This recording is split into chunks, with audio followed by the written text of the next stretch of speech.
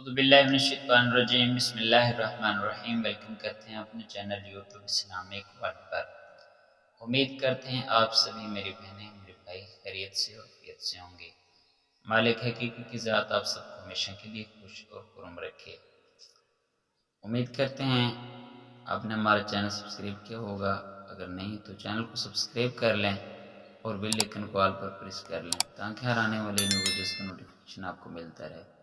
آج ہم بات کریں گے مسائل زکوٰۃ کے پر کہ زکوٰۃ کی جتنے بھی مسائل ہیں تمام کے تمام، زکوٰۃ کب دینی چاہیے اور یہ زکوٰۃ کس پر واجب ہے، کس تاریخ کو دینی چاہیے، یہ سب کچھ ہم آج اس ویڈیو میں بیان کریں گے۔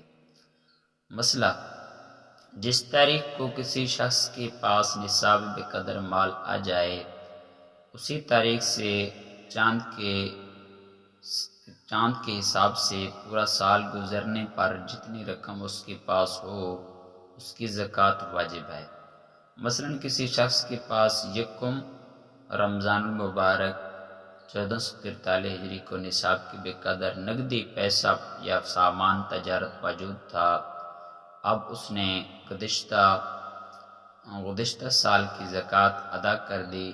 اب جس وقت یکم رمضان 1444 ہجری آئے، اس کے پاس نصاب کے بے قدر مال موجود ہے تو اس شخص پر اسی یکم رمضان کو زکوٰۃ کی ادائیگی فرض ہے، اگرچہ پہلے بھی وہ دے سکتا ہے اور بعد میں بھی دے سکتا ہے۔ آپ کے مسائل اور ان کا حل، جلد نمبر 3۔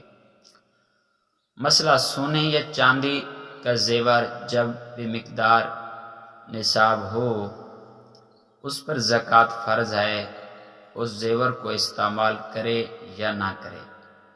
لڑکیوں کے شادی کے لیے جو زیور بنا کر رکھا جاتا ہے، اگر وہ زیور لڑکی کی ملکیت کر دیا جائے، وہ لڑکی اگر بالغ نہیں ہے، اس کی زکوٰۃ نہ والد پر نہ لڑکی پر ہے۔ اگر لڑکی بالغ ہو چکی ہے اور وہ زیور باپ نے لڑکی کی ملکیت کر دیا ہے تو اس کی زکوٰۃ لڑکی پر فرض ہے۔